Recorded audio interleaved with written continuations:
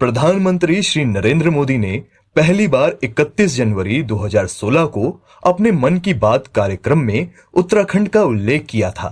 मौका था महात्मा गांधी द्वारा दिए खादी के मंत्र की उपादेयता का।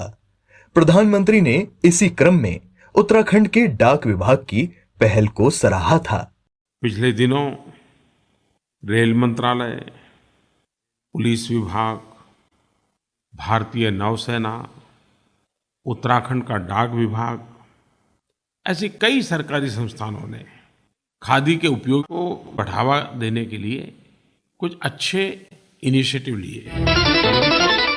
26 जून 2016 के एपिसोड में प्रधानमंत्री श्री नरेंद्र मोदी ने जल संचय के क्षेत्र में की गई अभिनव पहल के लिए पौड़ी के श्री संतोष नेगी से बातचीत की और उनके योगदान को प्रेरणादायक बताया।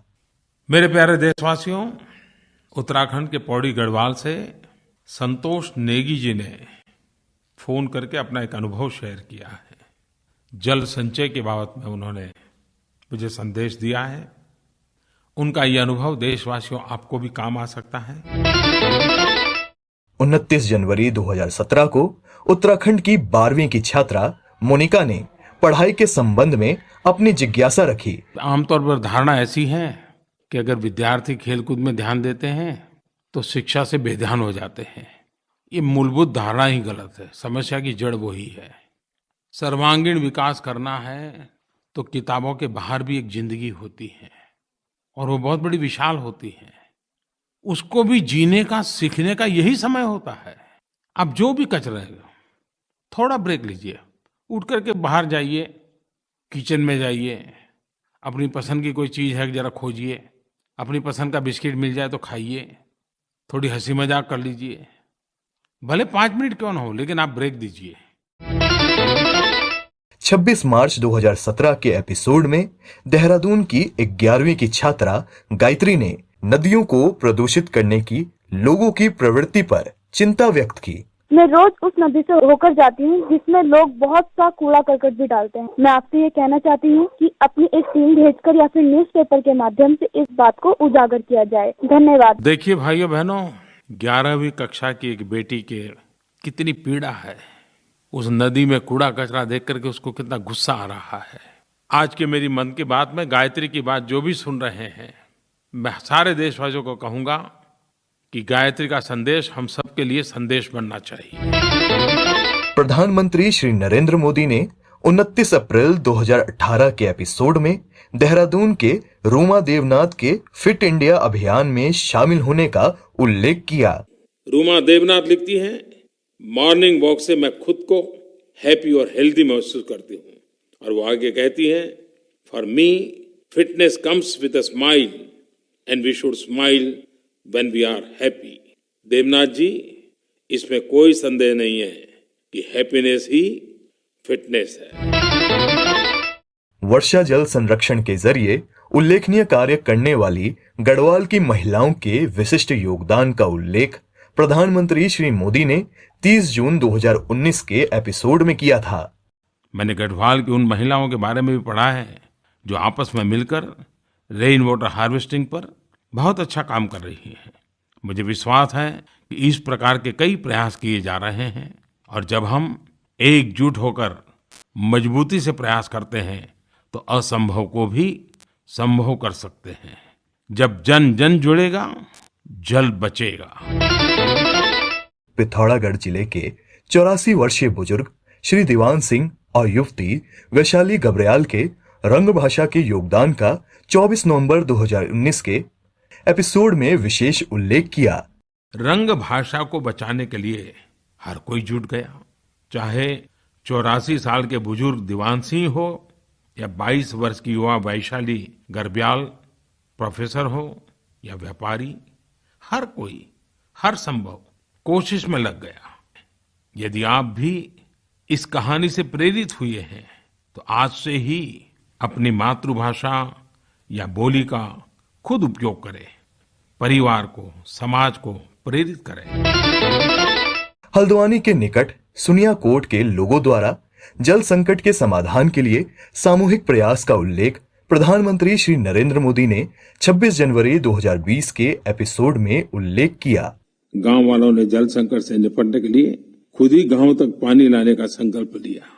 योजना बनी, श्रमदान हुआ और करीब 1 किलोमीटर दूर से गांव तक पाइप बिछाई गई, पंपिंग स्टेशन लगाया गया और फिर देखते ही देखते 2 दशक पुरानी समस्या हमेशा हमेशा के लिए खत्म हो गई। भारतीय पेट्रोलियम संस्थान देहरादून के वैज्ञानिकों की पीठ प्रधानमंत्री ने बायोफ्यूल निर्माण की राह आसान करने पर 23 फरवरी 2020 के एपिसोड में थपथपाई थी। लेह के कुशोक बकुला रिम्पोचे एयरपोर्ट से भारतीय वायुसेना के AN-32 विमान ने जब उड़ान भरी तो एक नया इतिहास बन गया। इस उड़ान में 10% इंडियन बायोजेट फ्यूल का मिश्रण किया गया था। मैं इस बड़े कार्य में जुटे सभी लोगों को बधाई देता हूं, विशेष रूप से CSIR, Indian institute of petroleum Dehradun के वैज्ञानिकों को, जिन्होंने बायोफ्यूल से विमान उड़ाने की तकनीक को संभव कर दिया। रुड़की के शशि ने अपनी फिटनेस को लेकर कुछ चिंताएं जताई थीं, तो प्रधानमंत्री मोदी ने 29 मार्च 2020 के एपिसोड में उनकी चिंताओं का समाधान सुझाया था।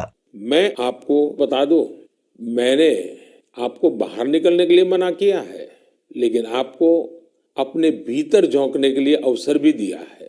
ये मौका है, बाहर मत निकलो, लेकिन अपने अंदर प्रवेश करो, अपने आप को जानने का प्रयास करो। जहां तक फिटनेस की बात है, मुझे लगता है कि बात लंबी हो जाएगी, तो मैं ऐसा करता हूं कि मैं सोशल मीडिया में मैं क्या करता हूं उसके विषय में कुछ वीडियोज अपलोड करूंगा। नरेंद्र मोदी ऐप पर आप जरूर उस वीडियो को देखेंगे कि जो मैं करता हूं, संभवतः उसमें से कुछ बातें आपके काम आ जाए। 28 फरवरी 2021 के एपिसोड में देशवासियों के समक्ष बागेश्वर के श्री जगदीश कुनियाल द्वारा किए गए वृक्षारोपण के फलस्वरूप जल स्रोतों को पुनर्जीवित करने का विशेष रूप से उल्लेख किया। साथियों, उत्तराखंड के बागेश्वर में रहने वाले जगदीश कुनियाल जी का काम भी बहुत कुछ सिखाता है।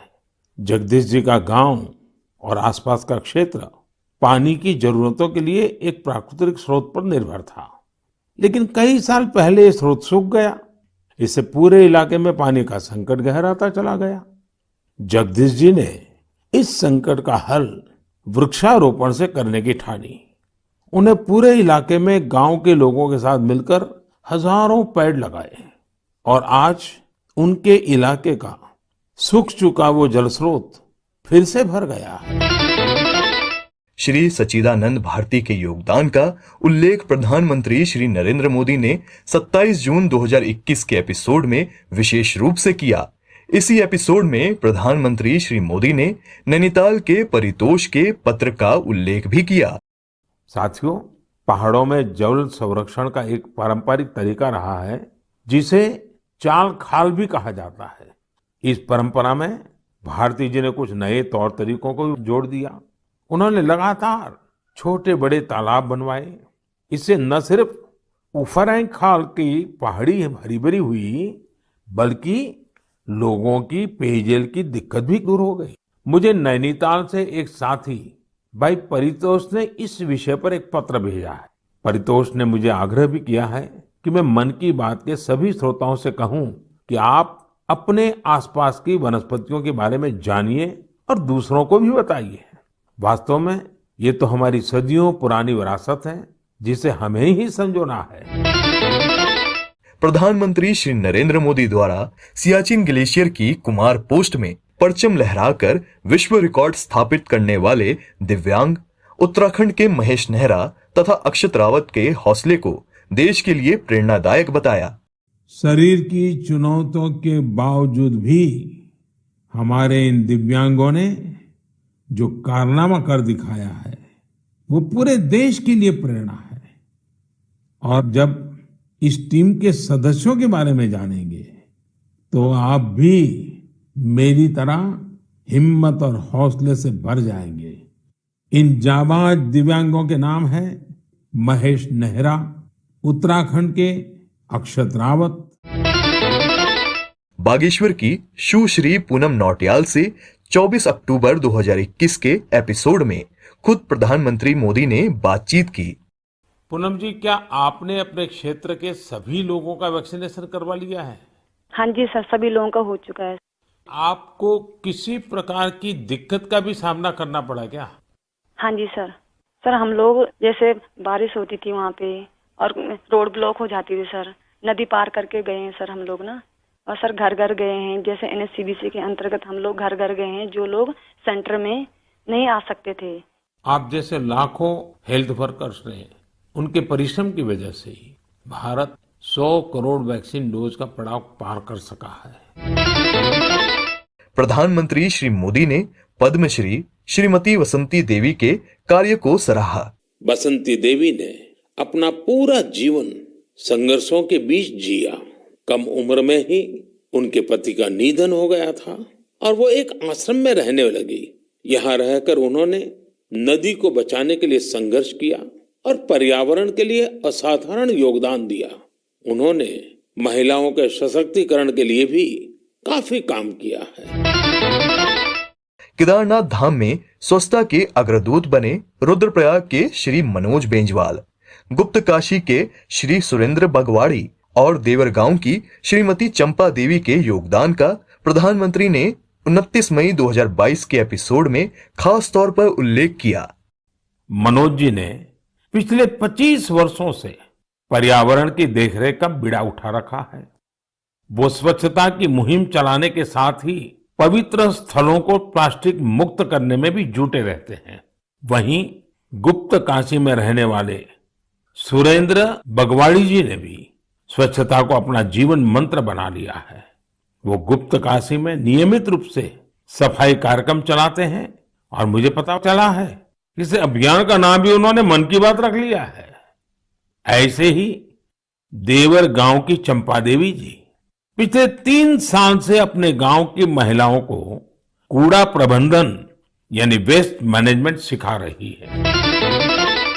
पिथौरागढ़ के जिला प्रशासन द्वारा बेड़ू, जिसे पहाड़ी अंजीर कहा जाता है, उसके औषधीय गुणों के कारण विभिन्न उत्पाद तैयार करने और उसका विपणन करने की अभिनव पहल का प्रधानमंत्री श्री मोदी ने 28 अगस्त 2022 के एपिसोड में उल्लेख किया। पिथौरागढ़ प्रशासन की पहल और स्थानीय लोगों के सहयोग से बेड़ू को बाजार तक अलग अलग रूपों में पहुंचाने में सफलता मिली है।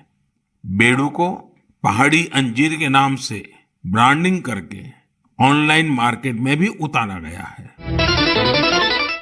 29 जनवरी 2023 के एपिसोड में प्रधानमंत्री श्री मोदी ने देहरादून के वत्सल के पत्र का उल्लेख किया, तो साथ ही रुड़की की अटेरो रिसाइकलिंग तकनीक के बारे में भी बात की। साथियों, देहरादून के वत्सल जी ने मुझे लिखा है कि 25 जनवरी का मैं हमेशा इंतजार करता हूं, क्योंकि उस दिन पद्म पुरस्कारों की घोषणा होती है और एक प्रकार से 25 तारीख की शाम ही मेरी 26 जनवरी के उमंग को और बढ़ा देती है। उत्तराखंड के रुड़की की एटेरो रिसाइकलिंग ने तो इस क्षेत्र में दुनिया भर में कई पैटेंट्स हासिल किए हैं। इसने भी खुद की ई वेस्ट रिसाइकल टेक्नोलॉजी तैयार कर काफी नाम कमाया है। पिथौरागढ़ के दिव्यांग कलाकार श्री पूरन सिंह द्वारा लुप्त हो रहे वाद्य यंत्रों को पुनः लोक जीवन का अंग बनाने के प्रयास की प्रधानमंत्री श्री मोदी ने 26 फरवरी 2023 के एपिसोड में विशेष चर्चा की। पूरन सिंह एक दिव्यांग कलाकार है जो राजूला, मलुशाही, नेओली, हुड़का बोल, जागर जैसे विभिन्न म्यूजिक फॉर्म्स को लोकप्रिय बना रहे हैं। उत्तराखंड के फोक म्यूजिक में अपनी प्रतिभा का प्रदर्शन कर पूरन सिंह जी ने कई पुरस्कार भी जीते हैं। निसंदेह उत्तराखंड के लोक जीवन, समाज, संस्कृति यानी सभी क्षेत्रों में योगदान और भूमिका को प्रधानमंत्री श्री नरेंद्र मोदी ने अपने लोकप्रिय मन की बात कार्यक्रम में रेखांकित किया। ये उनके उत्तराखंड के प्रति विशेष लगाव, तथा यहाँ के लोगों की हर क्षेत्र में उल्लेखनीय भागीदारी का प्रमाण भी है।